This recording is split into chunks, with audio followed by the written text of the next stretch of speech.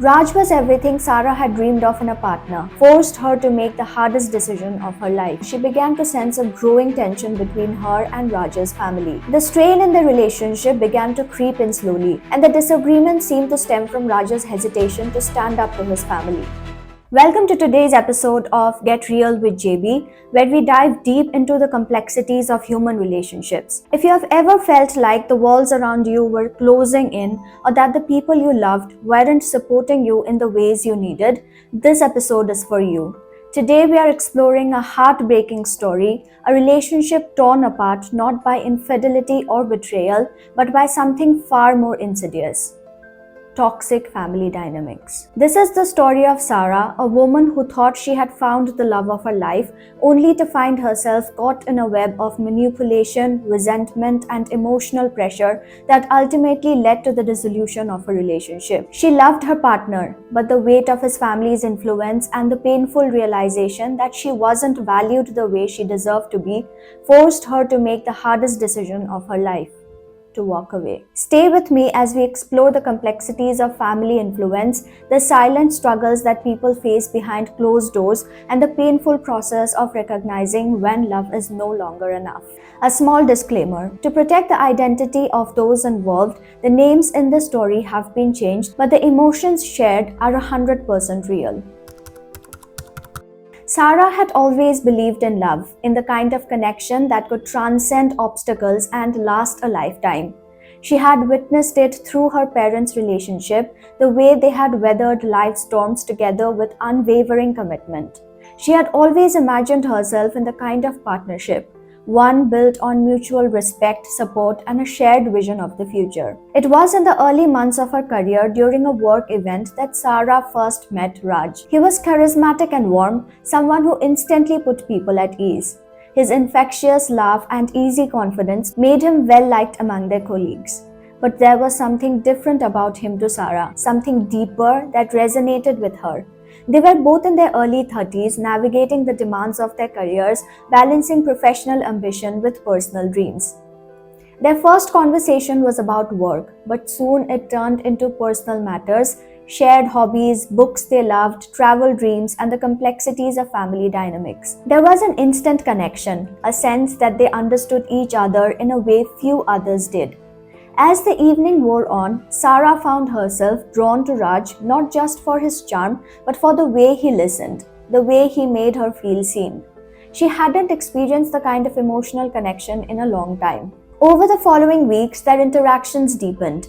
Coffee breaks turned into dinners, and dinners turned into late-night conversations about their hopes, fears, and vulnerabilities. Sarah felt herself falling for Raj, and it wasn't just the surface-level attraction. It was the way he made her feel important, valued, and supported. It felt like the kind of relationship she had always hoped for: a partner who cared about her as much as she cared about him. As the months passed, Sarah and Raj's relationship blossomed. They traveled together, built memories that seemed to cement the bond between them. Raj was everything Sarah had dreamed of in a partner: kind, attentive, and always willing to make her feel cherished. He showed her his world, his favorite places to eat, the music that shaped his childhood, and his tight-knit family. For Sarah, it was a chance to see the person she loved in a different light. His family was clearly an important part of his life, and she found herself eager to meet them, to understand the people who had shaped the man she was falling for. The first time Sarah met Raj's family, she was nervous. She knew how important they were to him, and she wanted to make a good impression. Raj's parents were warm and welcoming, but it was clear from the start that his mother had very strong opinions about what was best for her son. His mother was a woman with a clear vision of how things should be, and she made no secret of her expectations for Raj. She was loving, but her love came with conditions, and it was impossible to ignore the subtle ways in which she had tried to steer the relationship. It wasn't just Raj's mother who had strong views. His extended family, his aunts, uncles, cousins were equally invested in his life. At first, Sarah didn't think much of it. After all, family was important, and she understood the need for closeness. But as time went on, she began to sense a growing tension between her and Raj's family. They would often comment on things she did or said, giving advice on how she should dress, what she should eat, and even how she should behave in certain situations. At first, Sarah brushed it off, thinking it was just the natural overreach of a close-knit family. But with every interaction, she felt the weight of their expectations on her shoulders. It wasn't long before Sarah realized that Raj, despite being loving and caring towards her, was deeply influenced by his family's opinions. It seemed like every time they encountered a family member, Raj would begin to act differently, more reserved, more cautious. It was subtle at first, but Sarah began to notice the shifts. His responses to her concerns became more guarded, and the disagreement seemed to stem from Raj's hesitation to stand up to his family. The strain in the relationship began to creep in slowly, like a shadow that gradually grew darker and longer. Raj's family's opinions became more intrusive, more pronounced. His mother, in particular, began to subtly criticize Sarah, suggesting that she wasn't doing enough for Raj and that she should focus more on domestic matters, or that she should work less and prioritize their relationship more. At first, Raj tried to defend Sarah, but over time he started to internalize the pressure. He began to distance himself from Sarah, not in a way that was overly hurtful, but in subtle, unspoken ways that left her feeling isolated. The turning point came when Sarah was offered a significant promotion at work, a move she had been working toward for years. She was excited, but Raj's response was lukewarm. He didn't share her enthusiasm. Instead, he hinted that the promotion might strain the relationship, that she might be working too much, and that it would be difficult to balance both career and family life. At the time, Sarah attributed his response to concern, but as the weeks went by, she realized that it was more than just concern. It was an expression of his growing discomfort with her increasing independence and ambition. Raj's family had always valued traditional roles, and Sarah's career-driven attitude began to clash with their expectations. What had once seemed like a supportive and loving environment now felt stifling. Raj, though loving, was unable to protect her from the pressure his family was placing on her. He had grown up in this dynamic, and despite his affection for Sarah, he had never learned how to set boundaries with his family. Sarah felt increasingly torn. On the one hand, she loved Raj and wanted to make their relationship work. On the other, she felt suffocated by the constant influence of his family. Every conversation with Raj seemed to end in an argument, not because they didn't love each other, but because they were no longer on the same page. Raj couldn't see how deeply his family influence was affecting her, and Sarah couldn't understand why he wasn't standing up for her. As time passed, the emotional distance between them grew. Sarah began to question her place in Raj's life. Was she just a figure to placate, a partner to meet certain expectations? Or was she truly valued for who she was? The constant undermining of her decisions by Raj's family eroded her confidence, and the weight of their disapproval began to take a toll on her mental health. She started to feel invisible, as though her opinions and desires no longer mattered. Every time she tried to express a frustration or hurt, Raj would dismiss it, telling her it was her perception and that his family meant no harm. But deep down, Sarah knew it wasn't just perception. It was a reality she couldn't ignore. Raj's inability to protect her from the constant criticism and the emotional manipulation of his family made her feel more alone than ever. The resentment built slowly, but once it took root, it spread like wildfire. Sarah tried everything she could think of to salvage their relationship. She sought couples counseling, hoping to work through the issues that seemed insurmountable. She tried to communicate her feelings to Raj, urging him to set boundaries with his family and protect their relationship. But no matter how hard she tried, it seemed like Raj could never bring himself to take the stand she so desperately needed him to. The pain of feeling unsupported, unheard, and unimportant grew unbearable.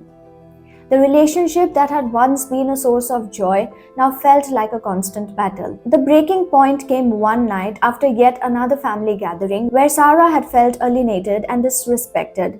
Raj's mother had made yet another comment about how Sarah should focus more on family matters and less on her career.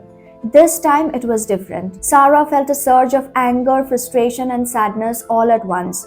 She had tried to let it go before, but now it felt like the last straw. That night, she confronted Raj, her voice shaking with emotion. She told him she couldn't do it anymore, that she couldn't live in a relationship where she felt like an outsider. She told him she felt invisible, unheard, and unloved by the very people who were supposed to be her support system. Raj, for the first time, seemed to truly understand the depth of her pain. But even then, his response was muted. He didn't know how to fix it. He didn't know how to protect her from his family. And that was the moment Sarah realized that despite the love they shared, their relationship had reached its breaking point. Sarah left. It wasn't a decision she made lightly, but it was the only way she could reclaim herself. She walked away not because she didn't love Raj, but because she loved herself too much to stay in a relationship that made her feel small. The pain of that decision lingered, but so did the relief. She knew that she had made the right choice for her own well-being, even if it meant losing the future she had once dreamed of. As Sarah rebuilt her life, she learned an important lesson. No matter how much you love someone, your own well-being must come first. Sometimes love is not enough to overcome deep-rooted family dynamics, especially when one partner refuses to stand up for the other. Relationships are built on respect, trust, and mutual support, and when those elements are undermined by external forces, the foundation begins to crack. Sarah's journey was painful, but it was also a journey of self-discovery and strength. She learned to set boundaries, to prioritize her own needs, and to let go of a relationship that no longer served her. Love in its purest form should never make you feel invisible. It should empower you, not diminish you. Sarah's story is a reminder that sometimes the most loving thing you can do for yourself is to walk away from a relationship that no longer honors who you are. Reflecting on Sarah's journey and the intense emotional landscape she navigated, it becomes apparent that love, despite being one of the most powerful forces in human relationships, isn't always enough to save a partnership when other crucial factors come into play. In this case, it was the external influence of family, particularly a toxic family dynamic, that slowly tore apart what was once a deep, meaningful relationship. The situation highlights a painful reality. Sometimes, family members, despite their best intentions, can unknowingly manipulate and create divisions between partners, leading to mistrust, resentment, and ultimately dissolution.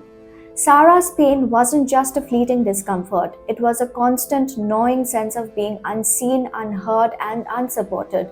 It was the erosion of her self-worth, a gradual process that wore her down to a point where she felt less like herself and more like a reflection of what others, especially Raj's family, wanted her to be.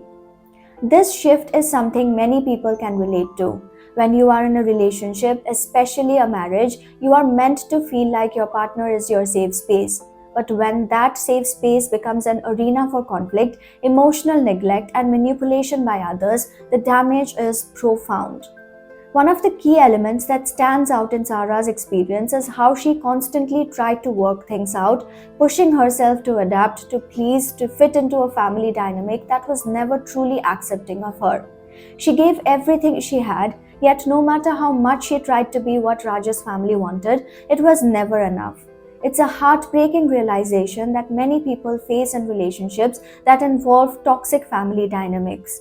No matter how much you bend, how much you give, there will always be a part of you that's unseen and unheard. That part of you slowly shrivels up over time, leaving you feeling disconnected not just from the people around you, but from yourself. There's an important lesson here about boundaries, something Sarah struggled with throughout her journey. Establishing clear, healthy boundaries in relationships is essential. Boundaries are not walls that keep people out, but lines that help define who you are, what you need, and what you are unwilling to compromise on. In Sarah's case, her failure to establish strong boundaries allowed Raj's family to continue to overstep in subtle but significant ways. They didn't outright disrespect her, but the constant questioning, the subtle criticisms, the lack of respect for her autonomy and individuality built up over time. Raj, unable or unwilling to see the damage, did nothing to protect her from these toxic forces. It's easy to see why Sarah would feel trapped. Her love for Raj was real. She tried countless times to communicate her feelings to him, but in the end, her voice wasn't heard. The lack of support from Raj, especially in the form of standing up for her against his family's influence, was incredibly damaging. It isn't enough to love someone in a relationship. There must also be mutual respect and support. When one partner fails to protect the other from harm, it creates a toxic environment, even if the harm isn't intentional. The idea of emotional neglect is an important one to understand here. When Sarah felt her emotional needs were being ignored or dismissed, it wasn't simply a matter of miscommunication. It was a form of emotional abandonment. Raj's failure to acknowledge Sarah's pain, his inability to stand up for her, meant that he was complicit in her suffering. In relationships, emotional neglect can be just as harmful as outright cruelty. It's the small, unnoticed actions or inactions over time that accumulate and create an emotional rift too wide to cross. Perhaps the most painful part of Sarah's experience was her gradual loss of identity. She started questioning her worth, her choices, and her abilities, all because she was constantly being told, either directly or indirectly, that she wasn't enough. She wasn't fulfilling the role that was expected of her, and in trying to meet those expectations, she sacrificed pieces of herself. It's a story that resonates with so many people, particularly women who often feel pressured to conform to the expectations of others, whether it's family, society, or even their partners. In Sarah's case, the breaking point came when she realized that no matter how much she gave, no matter how much she tried, the relationship had changed. It was no longer about the love they once shared, but about her losing herself in the process. The resentment that had built up over time could no longer be ignored. She had given all she could, and yet Raj had failed to meet her halfway. His family's influence had created an insurmountable barrier, and she was left to face the painful reality that sometimes love alone isn't enough to sustain a relationship. What strikes me the most in Sarah's story is the immense strength it took for her to walk away. Leaving wasn't an easy choice for her. It meant giving up on a relationship that at one point had seemed like everything she wanted. It meant walking away from the man she loved, from a life she had hoped to build together. But it also meant reclaiming herself, choosing her mental and emotional well-being over the suffocating expectations of others. Sarah's decision to leave wasn't a sign of failure, it was an act of self-preservation. For anyone who finds themselves in a similar situation, there is an important lesson here. You are not obliged to sacrifice your happiness or self-worth for the sake of a relationship. No matter how much you love the person, toxic family dynamics can deeply affect a relationship, and it's crucial to recognize when the external pressures are becoming too great to handle. It's not about rejecting family or love, but about finding balance and protecting yourself from harm.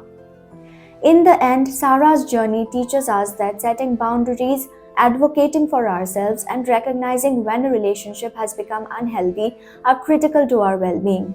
It's easy to stay in a relationship out of fear of being alone, fear of disappointing others, fear of failing.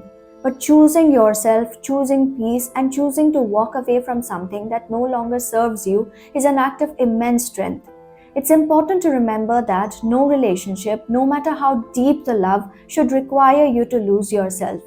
Love is meant to uplift you, not diminish you. So if you find yourself in a situation where you are constantly sacrificing your identity, your well-being, and your happiness for the sake of relationship, ask yourself, is this really what love looks like? Does this relationship honor who I am, or is it making me feel small, unseen, and unworthy? Sometimes the bravest thing you can do is let go, not because you don't care, but because you care too much about yourself to stay in a relationship that hurts you. Thank you for listening to today's episode of Get Real with JB. If Sarah's story resonated with you, I encourage you to take a moment and reflect on your own relationships. Are there boundaries that need to be set? Are there family influences that are quietly undermining your peace of mind?